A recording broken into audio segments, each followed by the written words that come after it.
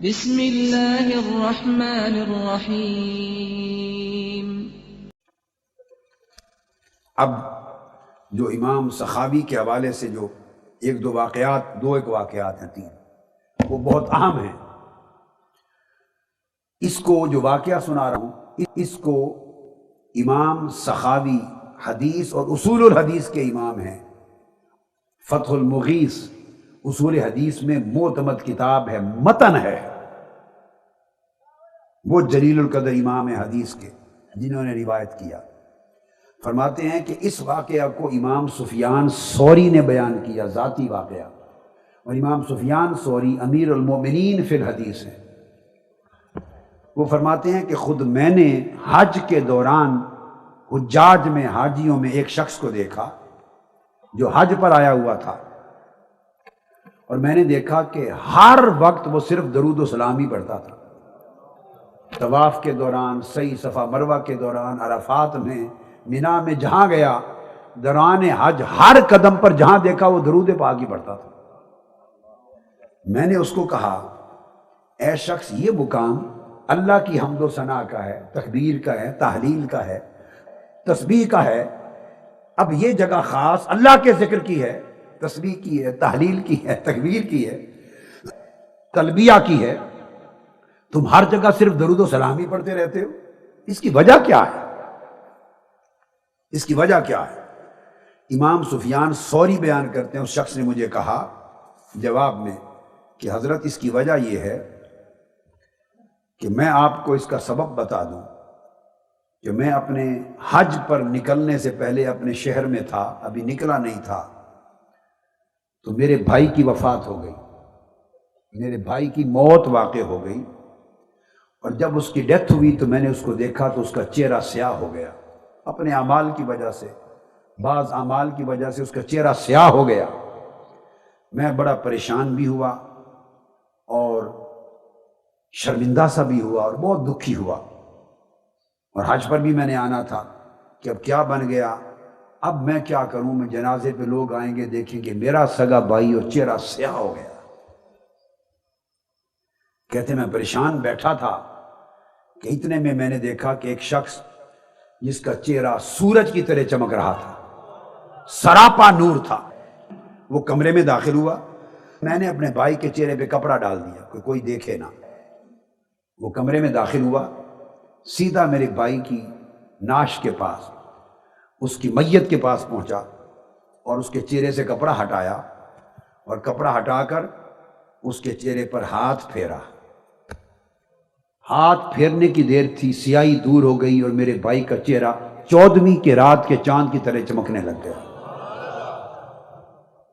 چاند کی طرح چمکنے لگ گیا، روشن ہو گیا کمرہ۔ بس یہ کر کے تو وہ شخص باہر نکل جانے لگا۔ میں پیچھے سے دوڑا، میں نے اس کے کپڑے قمیض پکڑ لیا اور میں نے پوچھا کہ اتنا احسان کر کے جانے والے، مجھے اتنے بڑے پریشانی سے، غم و الم سے نکال کر احسان کر کے جانے والے، ذرا یہ تو بتا جا کہ تو ہے کون؟ تو ہے کون؟ اس نے کہا کہ میں ایک فرشتہ ہوں، اور میں مقرر تھا آقا علیہ السلام کے درود و سلام کو نوٹ کرنے پر، اور تیرے بھائی کا درود و سلام میں نوٹ کر کے آقا کی بارگاہ میں بھیجا کرتا تھا۔ یہ کثرت کے ساتھ درود و سلام پڑھتا، باقی اعمال کچھ اور تھے اس کے، ان اعمال کی وجہ سے اس کا چہرہ سیاہ ہو گیا۔ جب چہرہ سیاہ ہو گیا، یہ ان اعمال کا اثر تھا۔ رب کائنات نے مجھے بھیجا کہ فرشتے فوری جا، میرے مصطفیٰ پہ درود کثرت کے ساتھ پڑھنے والا شخص ہے، میں نے بخش دیا ہے، اس کے ہاتھ پھیر، سیاہی دور کر کے روشن کر جا کے۔ یہ حضور کے درود و سلام کی برکت ہے جو عطا کر کے جا رہا۔ دوسری روایت امام ابو نعیم نے بیان کی ہے، جو جلیل القدر امام حدیث کے امام ابو نعیم نے، اور جس کو امام نبہانی نے اور امام سخاوی نے القول البدیع میں، اور امام نبہانی نے ان سے پھر سعادت الدارین میں روایت کی ہے۔ امام ابو نعیم سے فرماتے ہیں کہ یہ بھی امام سفیان ثوری نے روایت کی۔ اب اس کے راوی امام ابو نعیم الاصبہانی، جلیل القدر امام حدیث، اور بیان کرنے والے واقعہ امام سفیان الثوری فرماتے ہیں دوسرا واقعہ دوران حج، میں نے ایک جوان کو دیکھا حج کے دوران، میں اس کے اکٹھے تھے ہم، وہ ہر قدم جب اٹھا کے آگے زمین پہ رکھتا، ہر قدم پہ درود پاک اور درود و سلام پڑھتا، ہر قدم پر ایک بار درود و سلام پڑھتا۔ میں نے اس کو پوچھا، اے بندے تو ہر قدم پر درود و سلام پڑھتا ہے، کیا کسی علمی سند کے ساتھ یہ پڑھتا ہے یا اپنے آپ خیال ہے تیرا؟ اس کے لیے کوئی سند ہے تمہارے پاس کہ ہر قدم پہ درود و سلام پڑھو حج کے دوران؟ اس جوان نے کہا کہ پہلے آپ بتائیں کہ آپ پوچھنے والے کون ہیں؟ تو میں نے کہا میں سفیان الثوری ہوں۔ اس جوان نے کہا سفیان الثوری العراقی؟ قلت نعم، میں نے کہا ہاں وہی سفیان ثوری ہوں جو امام علم ہے۔ انہوں نے کہا جب انہیں پتا چلا کہ میں وہ سفیان ثوری ہوں جو امام علم ہے اس کے اپنے زمانہ کے، تو کہنے لگے آپ کو بتاتا ہوں سند کیا ہے۔ مطلب یہ ہر ایک کو بتانے والی بات نہیں، آپ کو بتاتا ہوں۔ اس کو امام سفیان ثوری نے پھر آگے روایت کیا۔ تو اس جوان نے مجھ سے کہا بتائیے میں کیوں ہر قدم پر درود و سلام نہ پڑھوں؟ کہ مجھ پر اللہ کا وہ کرم ہوا کہ میں اپنی والدہ کو لے کر حج پر آیا، اپنی والدہ کے ساتھ حج پر آیا، اور میری والدہ نے کہا مجھے کعبہ شریف کے اندر لے جاؤ۔ میں اپنی والدہ کو کعبۃ اللہ کے اندر لے گیا، تو میری والدہ نے جو ہی کعبہ شریف کے اندر قدم رکھا وہ گر پڑی زمین پر، اور ان کا پیٹ متورم ہو گیا، سوج گیا، اور سیاہ ہو گیا چہرہ۔ میری والدہ کا چہرہ سیاہ ہو گیا، بے ہوش ہو کر گر پڑی، پیٹ سوج گیا، پھول گیا، چہرہ سیاہ ہو گیا، بے ہوش ہو گئی۔ میں وہیں بیٹھ گیا اپنی ماں کے پاس، پریشان غمزدہ، اور میں نے اپنے ہاتھ اللہ رب العزت کی بارگاہ میں اٹھا دیے کہ اے رب، میں نے کہا تو اپنے گھر میں داخل ہونے والوں کے ساتھ یہ سلوک کرتا؟ جو تیرے گھر میں اندر داخل ہو تو ان کے ساتھ یہ ماجرا کرتا؟ میری ماں نے خواہش کی کہ اللہ کے گھر میں لے جاؤ، میں اندر لے کے گیا، یہ حال ہو گیا۔ اب میں اس ماں کو کہاں اٹھا کے لے جاؤں، کس کو دکھاؤں دنیا میں، کیا کروں؟ اس پریشانی میں کعبۃ اللہ کے اندر، غلاف والا کعبہ، اس کے اندر بیٹھا تھا۔ کہتے ہیں کہ اچانک سفید لباس والے ایک پیکر نور سفید لباس میں ملبوس کعبۃ اللہ کے دروازے میں اندر آ گئے۔ کعبہ شریف روشن ہو گیا، اندر آئے، انہوں نے آ کر میری والدہ کے چہرے اور جسم پہ دست مبارک پھیرا۔ میری والدہ کے چہرے پر وہ جو سیاہی تھی وہ نور اور روشنی میں بدل گئی۔ پھر میری والدہ کے کپڑوں کے اوپر بطن پہ ہاتھ پھیرا، اس کی سوجن سوج جاتی رہی، مرض دور ہو گئی، شفا یاب ہو کے کھڑی ہو گئی، اور شفا یاب ہو کے نور بن گئی، نور نکلنے لگا، سفید ہو گئی، نورانی، اور شفا یاب کر کے وہ واپس تشریف لے گئے۔ جو ہی کعبۃ اللہ کے دروازے سے نکلنے لگے، میں آگے دوڑا اور میں نے عرض کیا، ان کے کپڑوں سے لپٹ گیا، اور لپٹ کے میں کہنے لگا مجھ پہ اتنا کرم کر کے جانے والے، مجھ کو غم سے نکال لیا اور میرا بوجھ ہلکا کر دیا اور مجھ پر اتنا انعام کیا، خدا کے لیے یہ بتا تو جائیں کہ آپ ہیں کون؟ تو انہوں نے میرے پوچھنے پر جب دامن پکڑا تو مڑ کے مجھے دیکھا اور فرمایا قال انا نبیک محمد صلی اللہ علیہ وسلم، میں تمہارا نبی محمد مصطفیٰ ہوں، خود آیا ہوں۔ تو آقا علیہ الصلوۃ والسلام، آقا یہ کرم کس وجہ سے کیا؟ آقا نے فرمایا تمہیں معلوم نہیں، باقی جو اعمال تھے ان کے سبب یہ واقعہ پیش آیا، مگر ہر روز تیری ماں کثرت کے ساتھ مجھ پہ درود و سلام بھیجتی تھی۔ جب اس کے ساتھ یہ ماجرا ہوا تو میری غیرت محبت نے، غیرت شفقت نے، غیرت رحمت نے گوارا نہ کیا کہ کثرت کے ساتھ مجھ پر درود و سلام بھیجنے والی بی بی ہو اور کعبۃ اللہ میں آ کے شرمسار ہو جائے۔ یہ اس درود و سلام کی برکت ہے کہ میں تمہیں غم اور رنج و الم سے اور اسے آخرت کی شرمساری سے نکال کے جا رہا ہوں. یہ کہہ کر آگے سنیے، امام سفیان ثوری فرماتے ہیں، جب آقا علیہ السلام نے بتا دیا کہ میں تمہارا نبی محمد مصطفیٰ ہوں صلی اللہ علیہ وسلم اور درود پاک کے صدقے یہ کرم کر کے جا رہا ہوں، تو میں نے دامن اور پکڑ لیا اور عرض کی آقا پھر جانے سے پہلے مجھے کوئی نصیحت بھی کر جائیے، کوئی مجھے بھی وظیفہ نصیحت دے جائیے میرے آقا کہ میں کیا کیا کروں. آقا نے فرمایا تمہارے لیے وظیفہ دے کے جاتا ہوں کہ زندگی بھر تم کوئی قدم نہ اٹھاؤ نہ زمین پہ رکھو، ہر قدم پہ مجھ پر درود و سلام پڑھتے رہو، ہر قدم پر مجھ پر درود و سلام پڑھتے رہو. وہ کہنے لگے امام سفیان ثوری کو کہ بتائیے یہ آقا نے حکم دیا ہے، اس سند کے بعد اب میں حج کروں، عمرہ کروں، کچھ کروں، ہر قدم پہ درود و سلام نہ پڑھوں تو کیا کروں.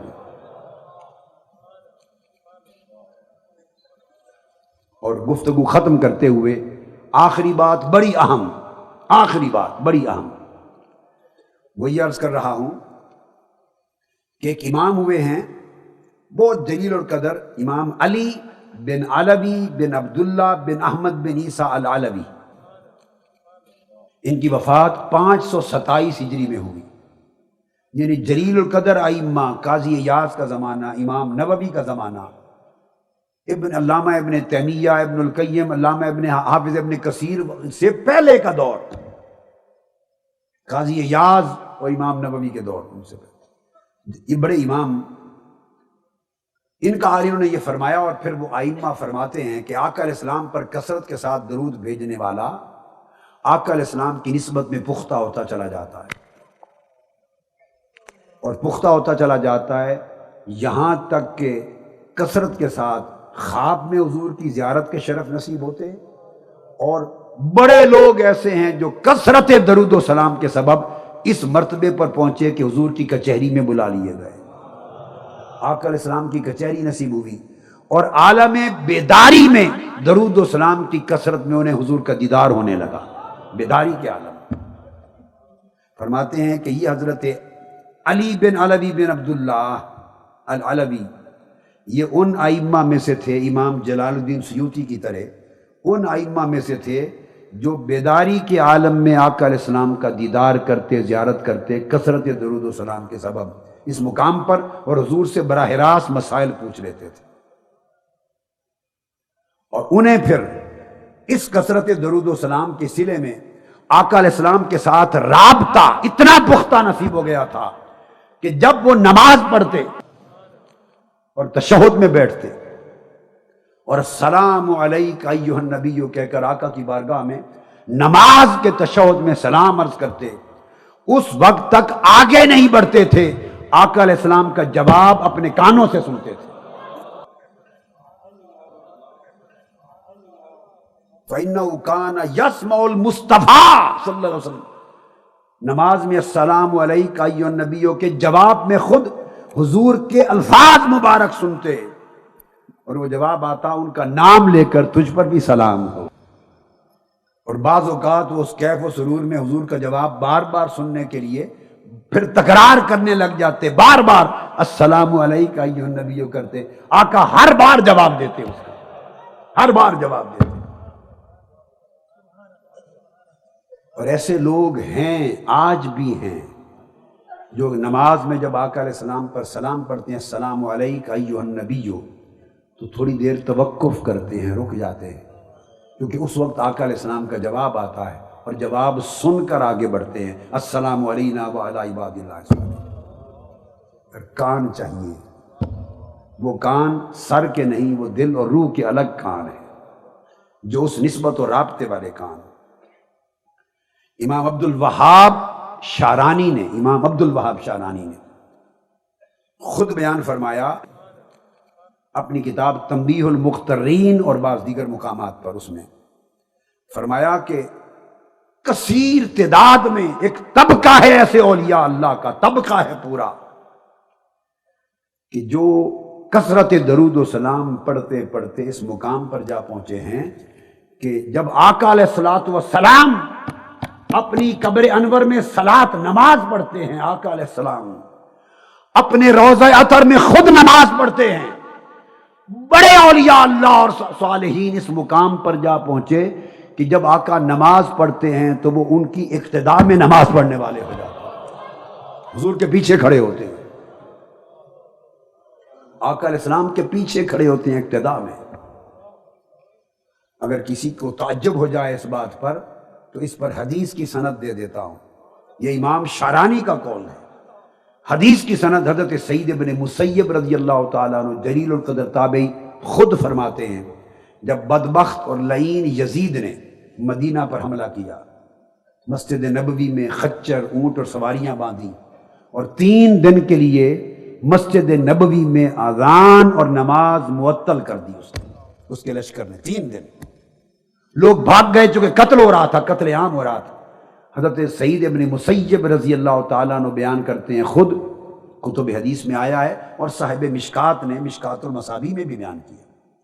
وہ فرماتے ہیں میں دوڑ کے گھر پہنچنے کا مجھے موقع نہ مل سکا، میں حضور کی مسجد نبوی کے جو ممبر نبوی تھا آقا علیہ السلام کا لکڑی کا، اسی کے نیچے چھپ گیا، اور 3 دن 3 رات جب تک قتل عام ہوتا رہا یزیدی فوج کا، اہل مدینہ کا، تو میں 3 دن 3 رات وہ صحابہ اور تابعین کو قتل کرتے رہے۔ 3 دن میں اسی ممبر میں چھپا رہا۔ کہتے ہیں اس رب کی عزت کی قسم جس کے قبضہ قدرت میں میری جان ہے، فرمایا جو کہ ممبر میں چھپا ہوا تھا اور روشنی تو آتی نہیں تھی، تو نہ دن کا پتہ چلتا تھا، نہ رات کا، نہ فجر کا، نہ ظہر کا، نہ صرف مغرب اور عشاء کا، پتہ ہی نہیں چلتا تھا۔ کہتے ہیں خدا کی عزت کی قسم میں اس میں بیٹھا بیٹھا نماز پڑھتا تھا۔ کیسے؟ ہر نماز کے وقت قبر انور کے اندر سے اذان کی آواز آتی تھی، آقا علیہ السلام کی قبر انور میں سے اذان کی آواز آتی، اور میں حضور علیہ السلام کی قبر انور روضہ اطہر کی اذان کی آواز پر نماز ادا کرتا۔ یہ سند میں نے آپ کو کتب حدیث میں سے دے دی، تابعی کی۔ فرماتے ہیں وہ ان کی ابتداء میں ہو جاتے ہیں، اور فرمایا کہ پھر وہ نماز میں تشہد پڑھ کے جب سلام عرض کرتے ہیں تو آگے نہیں بڑھتے۔ فرمایا ایسا ایک پورا طبقہ ہے اولیاء کا اور خواص کا کہ آقا کی زبان مبارک سے جواب سن کر آگے بڑھتے، سن کر آگے بڑھتے ہیں۔ اور آگے وہ بیان کرتے ہیں قول روایت حضرت شیخ ابو العباس المرسی رضی اللہ تعالیٰ عنہ، شیخ ابو العباس المرسی یہ خلیفہ اعظم ہیں امام ابو الحسن شاذلی کے، اور شیخ ہیں حضرت عطا اللہ الاسکندری کے، جو صاحب العطا جن کی الحکم العطائیہ ہے، الامام عطا اللہ الاسکندری، بہت بڑے جلیل القدر امام، ان کے شیخ ہیں شیخ ابو العباس المرسی، اور امام ابو الحسن شاذلی کے خلیفہ اعظم ہیں۔ ان کا مزار اسکندریہ میں ہے، ان کا اور امام شرف الدین بوصیری کا آمنے سامنے ایک ہی چوک میں مزار ہے۔ یہ امام ابو العباس المرسی وہ بزرگ ہیں، انہوں نے فرمایا ایک روز اپنی اہل مجلس کو پوچھا، اہل مجلس سے پوچھا تم میں کوئی ہے، ایسے پوچھا کہ تم میں کوئی ہے جو آقا علیہ الصلوۃ والسلام کو اپنی نماز میں سلام کرتا ہو اور پھر حضور کے جواب کو سنتا بھی ہو؟ پھر آپ نے فرمایا حلفاً کہ میں زندگی میں ایک نماز ایسی نہیں پڑھتا جس میں حضور پر سلام عرض کروں اور آقا کا جواب اپنے کانوں سے نہ سنوں، حضور کا جواب سن کے آگے بڑھتا ہوں۔ اور یہ عرض بتا کر لوگ پھر فرمانے لگے کہ لوگوں رو، ان دلوں پر رونا کرو، ان دلوں پر ماتم کرو، رو نہ کرو جن کے دل محجوب ہو گئے اللہ اور اس کے رسول سے۔ اور پھر فرمانے لگے اہل مجلس کو کہ لو احتجبت عن رسول اللہ صلی اللہ علیہ وسلم لحظة فی ساعة من لیل و نہار لما عددت نفسی من جملة الفقراء۔ اس کو امام سیوطی نے بھی روایت کیا، امام شارانی نے بھی روایت کیا، امام نبھانی نے بھی روایت کیا، درج کیا کتب میں۔ فرمایا خدا کی قسم اب اس مقام کو جا پہنچا ہوں کہ اگر ایک لمحہ کے لیے بھی چہرہ مصطفیٰ آنکھوں سے اوجھل ہو جائے تو میں اپنے آپ کو فقیر نہیں سمجھتا، سمجھتا ہوں مرتبہ فقر سے گر گیا ہوں۔ اور امام شعرانی کی روایت کے مطابق فرمایا ما عددت نفسی من زمرۃ المسلمین، خود کو مسلمان نہیں سمجھتا، مومن نہیں سمجھتا اس لمحے اگر چہرہ مصطفیٰ لمحے کے لیے نگاہ سے اوجھل ہو جائے۔ تو فرماتے ہیں امام شعرانی فرماتے ہیں، امام عبد الوہاب شعرانی فرماتے ہیں کہ فقر کا مقام، آخری بات، فقر کا مقام اور براہ راست حضور کے سلام کا جواب سننے کا مقام، مقام فقر کہ فقیر کون ہوتا ہے، اور وہ ولی جو براہ راست نماز میں حضور کو سلام پیش کرتا ہے تو حضور کا جواب سنتا ہے۔ الاخذ عن رسول اللہ والسماع صوتہ برد السلام من قبل، فقیر کا مقام فقر اور ولی کا وہ مقام کہ براہ راست حضور کا جواب سنیں، بلا واسطہ رابطہ ہو جائے۔ فرمایا ان دو مقامات میں 1,00,000 منزلیں درمیان میں ہیں، فقیر 1,00,000 منزلیں طے کر کے اس مقام پہ پہنچتا ہے جب وہ براہ راست حضور کے سلام کا جواب سنتا ہے۔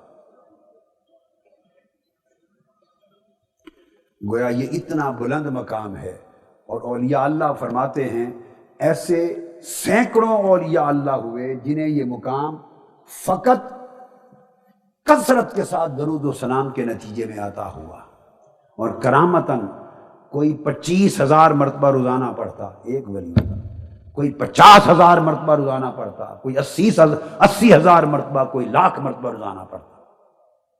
اب آپ کے ذہن میں آئے کہ 50,000 1,00,000 مرتبہ ایک شخص روزانہ کیسے پڑھ سکتا ہے؟ یہ کرامات میں سے ہے، یہ طی لسانی ہے، یہ طی لسانی ہے، یہ اسی طرح کی کرامت ہے جیسے سیدنا مولا علی المرتضیٰ جب گھوڑے پر سوار ہونے لگتے تو رکاب میں ادھر ایک قدم رکھتے، الحمدللہ رب العالمین سے قرآن شروع کرتے، اور دوسری رکاب میں دوسرا قدم رکھنے سے پہلے والناس تک قرآن ختم کر لیتے۔ یہ کرامت ہے، اور یہ کرامت حضور کے اس معجزے کی برکات میں سے ہے کہ آقا علیہ السلام نے عصر سے مغرب تک خطاب کیا، عصر سے مغرب تک، ایک ہے فجر سے مغرب، میں جو حدیث سنا رہا ہوں صحیح بخاری اور مسلم کی، عصر سے مغرب تک خطاب کیا، اور کائنات کی ابتدا سے بما ہوا کائن الی یوم القیامہ، قیامت تک ساری کائنات کے احوال 1.5 گھنٹے میں بیان فرما دیا۔ اور یہ ان کرامات میں سے ہے جس میں آصف بن برخیہ حضرت سلیمان علیہ السلام کا ایک صحابی ان کے دربار میں کھڑے کھڑے 1000 میل یا ہزاروں میل کی مسافت سے ملکہ سبا بلقیس کا تخت لے کر پیش ہو گیا، نہ غائب ہوا نہ حاضر ہوا، حاضر وہیں رہا، اور 1000 میل کی مسافت سے تخت بھی لے کے پیش ہو گیا۔ یہ طی زمانی اور طی مکانی ہوتے ہیں، یہ انہی معجزات میں سے شمع کرامات ہے، جیسے آقا علیہ السلام رات کے ایک لمحے میں جسمانی طور پہ مکہ کی وادی سے مقام قعبہ قوسین و ادنا پر گئے بھی اور آ بھی گئے۔ یہ تو قرآن بتا رہا ہے نا، مسجد حرام تک تو قرآن نے بھی تصریح کی ہے، من المسجد الحرام الی المسجد الاقصی، رات کے ایک لمحے میں اگر مکہ سے مسجد اقصی تک قرآن کہتا ہے ہو کے آ سکتے ہیں، تو حدیث بتاتی ہے مقام قعبہ قوسین سے ہو کے آ گئے، اور قرآن نے بھی کہا سورہ النجم میں۔ آپ بات کو سمجھے ہیں نا؟